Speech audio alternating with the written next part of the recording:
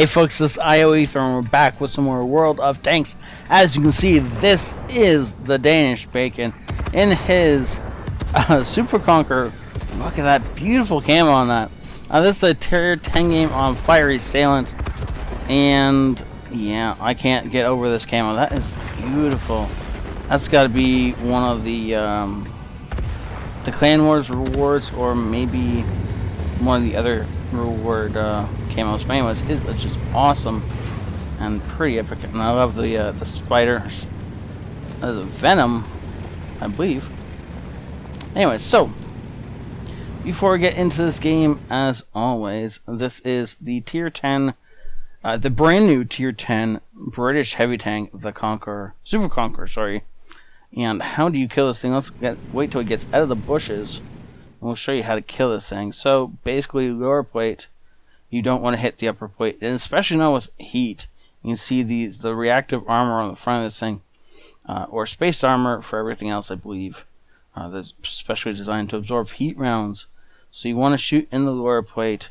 If you're up close and personal with it, you can fire into its turret ring fairly effectively, and be okay doing that. Should be easy enough to pen that. Looking at from the front, unless you are above this thing, and definitely if you're below it, don't bother shooting this unless you have a gun that's really accurate or you're really close to it. If you're in this close, then you can hit the cupola. You'll be okay doing that, especially if you're a little bit above the tank. However, if you're really far away and below it, hitting this cupola is next to impossible. And so just don't bother. Just shoot in the lower glacis or the turret ring, whichever is available to you.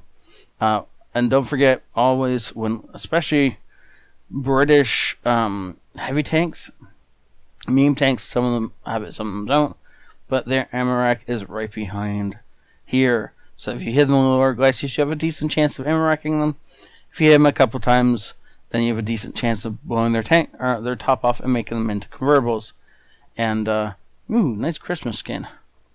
Okay, so let's get on into this game. Notice you only got the one HE shell. It's 2 less than I'd like in this tank, but I mean, honestly, it's really up to preference. This thing, you might as well pack some HE because you do 500 damage. You know, 500 damage in HE is maybe 50 to 100 damage depending on the target, and that can definitely kill a, hold down something or other every once in a while. So it looks like he's going to try and shoot at this IS-7 first. Gets the back end of the turret. Unfortunately, because of the fact that the IS-7 wagged its turret at the last second, we didn't go through. So he's got gold loading up next. He's going to try the same stunt. And he did get hit from an AMX-50B over here because he instinctively turned his turret and absorbed the shot. Ooh, going for the front drive wheel again. Where'd that shot go in? Looks like just barely missing the spaced armor and clipping the side of his turret. It's actually a really great spot if you have the accuracy to hit it. With that 7-4 though, he just got lucky. Or sorry, 268. My bad, not 7-4. The 268 just got lucky from this distance. There's no way he could have, aimed and guaranteed he was going to hit that spot. So he got lucky and went in. And he's looking for the lower glacis or the side of the turret. Doesn't get either one. Unfortunately, that IS-7 really is trying to bait shots. And so he's gonna try it again. And this time we got gold loaded. You can see that under the lower glacis is peeking up over the ridgeline every time he does this. And every once in a while you'll see this cursor flash green as we see the lower glacis, that IS-7. The IS-7 is really trying to just be cheeky about it. And there we go. First shot into him. Finally doing some damage in return. And the IS-7 not so cheeky anymore. Suddenly he doesn't feel quite so on top of the world. No, it looks like he might be going to try the same thing again. Yeah, he's in fact sticking his driveway up and over the ridge again.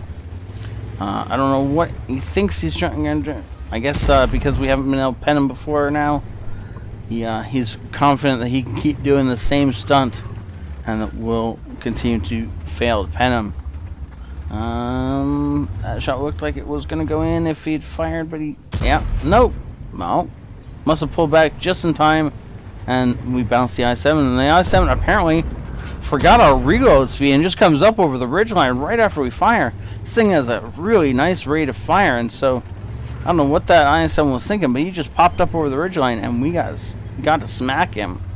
268 and the what's it called? Panzer Company 7 pushing up the ridgeline over there. Type 5 heavy right in front of us gives us a side of the turret. There's no way we're not taking that shot, and there's a Foch B over there. Foch B in the side would be brilliant. Unfortunately, missing the side of the 268. Though that is just a prime shot if you can hit it. He's looking for a shot on the cupola. Nope. In fact, takes the side of the turret and goes straight through and into the poor Type 5 Heavy, who could do absolutely nothing but get hit. Unfortunately, though, missing that snapshot on the Foch B, that's something I would have expected to go in. This gun definitely feels laser-like when you're using it. Somebody hits the IS-7 with HE and doing 6 damage, but not blowing his track off, because that's just how this thing tends to roll. No! Somehow missing the shot on the IS-7 that felt like we had, a guaranteed hit and just getting hit by the 268 in return. But no, laser-like accuracy blows the Vargas on the IS-7. Getting a nice direct hit this time, and one more of those. Again, blowing his track off, I believe. Holding him, pinning him in place so we can reload and do it again. And that is the end of that pesky IS-7. Though there's still a 268 hanging around back here in a bad spot for us. I don't know what the Panzer was thinking was going to happen if he kept that up, but apparently he thought he was invincible or something, and didn't have any of his armor turned towards us. Nice shot. Ooh, was going for the track shot on the 268. Missed the track, but that's okay. Dealt good damage anyway, and in time to realize the Type 5 Heavy was creeping up on his flank. You can see the awareness of Bacon as he is constantly swinging his turret around, making sure it's pointed at the deadliest target to him. So that way he bounces as many incoming rounds as possible. This thing, if it's the side of his turret is, if he isn't pointing the turret straight at the enemy, this thing is quite vulnerable with that turret, and so you have to try and keep the front of this turret pointed at the enemy. Though when the enemy does things like that, and you can just pop around straight through cupolas of, is he trying to push the I-7? He's somehow believing that this is going to keep him safe. Is that 2 rolls in a row? It was not massive, but enough that we didn't get as much damage as we possibly should have. Nice shot into the side. Wait, what? Seriously? 50 damage less than we should have? That's annoying. There we go. Nice shot into the bat chat. He's still using gold. He didn't necessarily need to on the bat chat, but I assume he's still got the gold loaded for the Type 5, and it's just using it on whoever comes into his sight. He's getting beautiful shots on these guys who are pressing advantages they don't necessarily have. The AMX-50B should have been up here a while ago, back when there was still a Panzer over here. If he'd been in this position firing into our lines, he would have gotten a lot more damage off. But of course, after the Panzer dies, there's no point in there being the AMX-50B right here. He could be somewhere back here and do better damages, or even over here and just obliterate people. But no, I mean, we're fine with the enemy making mistakes, right? We're never going to interrupt the enemy when they're doing something stupid, like giving the side of a 268 to a Super Conqueror. Gotta find a weak spot. He's looking for one. He was looking for the flat, where the armor flattens out on the side with the 268. Unfortunately missed. Probably hit the gun mantle or something like that, and it just ricochets off. And he's gonna have to find another angle. Though he's done over 6,000 damage so far, there's still lots of room left in this game. Good lord. He's coming over here. He's looking for the Moss. Actually, no, he's looking for the 215B up on the hill, and smacks the shot straight into him. Still feels like he's low rolling a bunch of these shots. Yeah, he is, actually. He's one average shot, one above average shot in the past 6. That's gotta be horrible.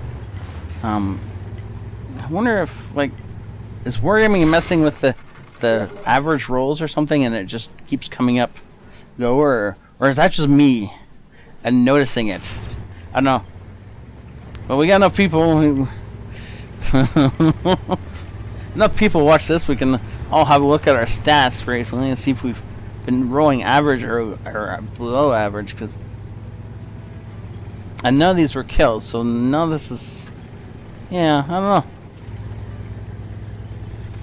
know. Weird. But that's okay, as he looks like he's going to return to his old spot. AMX, or, yeah, Foch B, sorry, not. Yeah, it's an AMX Foch, whatever. It's a Foch over there. Doesn't look like he can quite get it. It's just below the rise. And he actually looks like he wants to push the, ooh, look at that. Batchat in the open. Shot straight into the front of it. Unfortunately, didn't damage the engine. That's just going to be able to get out of there. But the 268 either there didn't realize he was lit, or didn't care. Either way, it ends his game, and our team is starting to pull this into a commanding victory.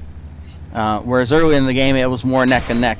Unfortunately, though, getting hit in the side by a 50B means there's one shell incoming. Oh no, looks like the 50B only had time to put one shell into us. I think that was probably it, straight through the side of the turret. Nice penetration from that 50B. He Lord rolled as well. Interesting. Oh, look at that, 50B. Giving us the side of his turret. There we go. There's a nice average roll for you. And one more of those and we should be able to kill him. And nope, no, exactly average. Okay, fine. Deal. We'll take it then. Good lord. Now there's no way there's still a Batchat back here.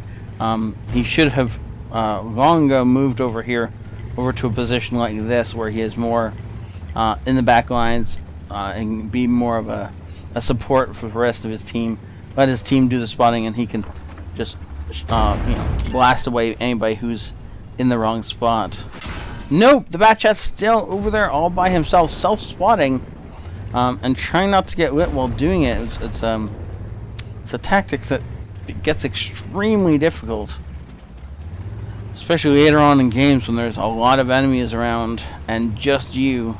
The Batchat would have been better served over here somewhere where he could have had a bunch of lanes of fire and just been using his teammates to spot.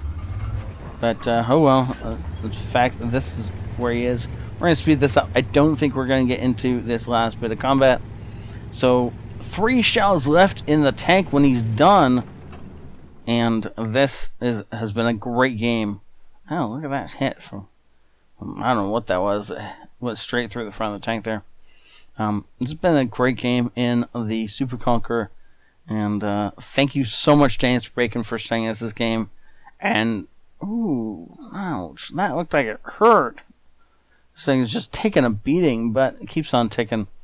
And it's one of my favorite heavy tanks, just because of the fact that it has a decent bit of mobility and then a lot of flexibility to it. And it can do medium tank things and do heavy tank tanking if it really needs to. And its gun is nice and its ammo is quite nice as well. So yeah, it looks like it was a great thing he only carried 1 HE, because if he carried 3, then he'd be down to only HE left at this point in the game, and that would be bad. So, yeah. Thank you so much, James, for sending this in. We're going to jump over and see his results. Well done. Look at that. 7,000 win 8. This is obviously not WoT replays, but it is the only...